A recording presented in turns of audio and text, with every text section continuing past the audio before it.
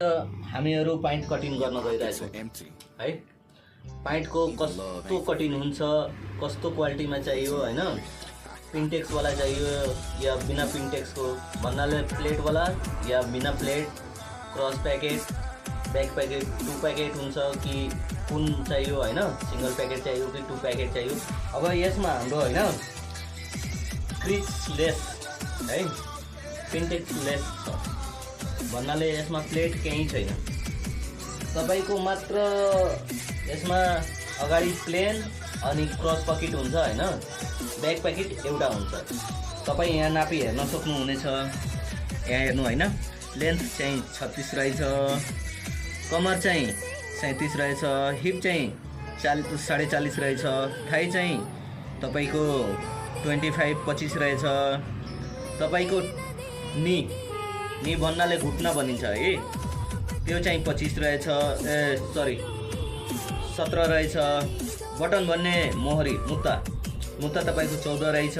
High भन्नाले लटक यो तपाईको फेरि 26.5 रहेछ है। अब यो अनुसार हामी कटिङ चाहिँ गर्न गइरहेछौँ। तपाई हाम्रो पुरै भिडियो हेर्नु है। भिडियो हेरेपछि तपाई आफ्नो प्रतिक्रिया कमेन्टमा लेख्नु होला है। कृपया सब्सक्राइब र कमेन्ट जरुर गर्नु, सब्सक्राइब र लाइक जरुरी गर्नु। ल हामी स्टार्ट गरौँ त। फर्स्टमा हाम्रो के आउँछ, फर्स्टमा हाम्रो कमरको सेप आउँछ है। जस्तै अब यो सेप भयो है, हामी पहिला यहाँदेखि यहाँसम्म सेप मिलाउने हो। यो जुन हाम्रो 62 नम्बर छ नि, त्यहाँबाट हामी सेप गर्ने हो। जस्तै यो सेप भयो है। हाम्रो हाफ इन्चको दबाउ हुन्छ, हाफ इन्चको मार्जिन हुन्छ बेल्टमा हैन, हाफ इन्च यो मार्जिनको आयो है। अब यहाँबाट हामीले के गर्ने पर्ने हो, हामी अब लेन्थ लिने हो है। लेन्थ भन्नाले अब यहाँबाट हाम्रो हाफ इन्च यो मार्जिन आयो है। लेन्थको लागि यहीँबाट 1.5 इन्च बेल्ट आउँछ है। बेल्टको लागि 1.5 इन्च छोड्नुपर्छ। 1.5 इन्च यहाँबाट छोडेपछि हाम्रो लेन्थ कतिको रहेछ, 36 रहेछ है। 36 तपाईको यहाँ 36 आयो है। त्यसपछि हाम्रो यो 3 इन्च मार्जिन 39 मा आयो है। 3 इन्च मार्जिन भन्नाले मुत्ताको जुन फोल्ड हुन्छ नि, त्यसको मार्जिन हो। ठीक छ, तपाई यति बुझ्नु है। अनि त्यसपछि हाम्रो जुन हाई हुन्छ नि, हाईको लटल त्यो चाहियो है। 26.5 रहेछ हाम्रो हाई। 26.5 मा अब हामी के गर्नुपर्ने हो, त्यसबाट 5 इन्च घटाउनु पर्ने हो। 26.5 मा 5 इन्च घटायो भने हाम्रो कति आयो, 21.5। ठीक छ, 21.5 मा अब यहाँ हेरौँ है। 1.5 इन्च यो हाम्रो बेल्टको मार्जिन गयो है। 21.5 को हाफ कति भयो हाम्रो, पौने 11 मा मार्क हान्दिनु। त्यसपछि पौने 2 मा मार्क यहाँ हान्दिनु है। अनि यहाँबाट अब तपाईको यहाँ र यहाँदेखि हैन बीचको सेन्टर लिइहाल्नु। अब यसमा है, अब यो सबै स्ट्रेट मार्क उठाउनु पर्छ है। यो सबै स्ट्रेट मार्क उठाउनु पर्छ, स्ट्रेट मार्क।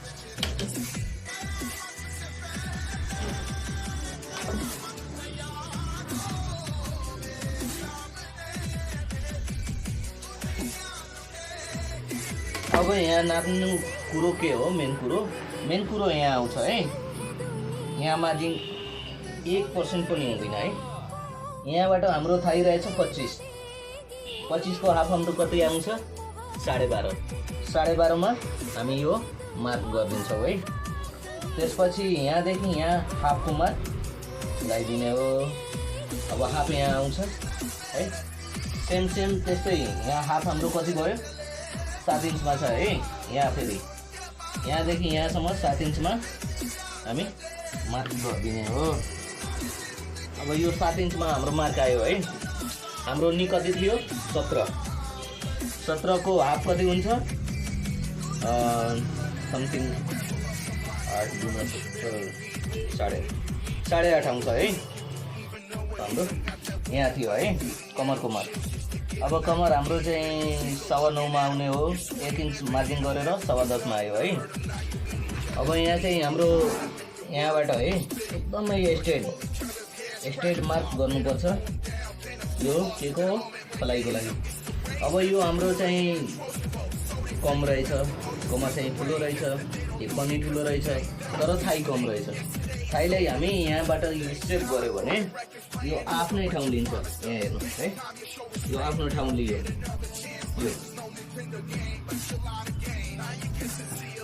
यो यहाँ आयो है। अब यो जुन छ है, यो यहाँ सेप भयो है, किनकि पछि गएर होइन तपाईँले ब्याक काट्यो भने होइन तपाईँको ब्याकमा यो मार्जिन आइहाल्छ। अब यहाँ हेर्नु, अब हाम्रो चाहिँ यहाँबाट 2.5 इन्चको मार्जिन है, हाम्रो पकेट चाहिँ हुने हो 8 इन्चको, 8 इन्चको मार्जिन यहाँ हो है। अब यहाँ चाहिँ हाम्रो सेप स्केल लाउने हो है, सेपको यहाँ मार्किङ, ठिक छ। अब यो हाम्रो 37 इन्चको कमरको यो एक पिस हाम्रो फ्रन्ट साइड तयार भयो है। फ्रन्ट अब कैँची लगाएर काटिहाल्ने। ब्याक काट्नलाई अर्को भिडियोमा प्लिज आउनु है, सब्सक्राइब गर्नु ल।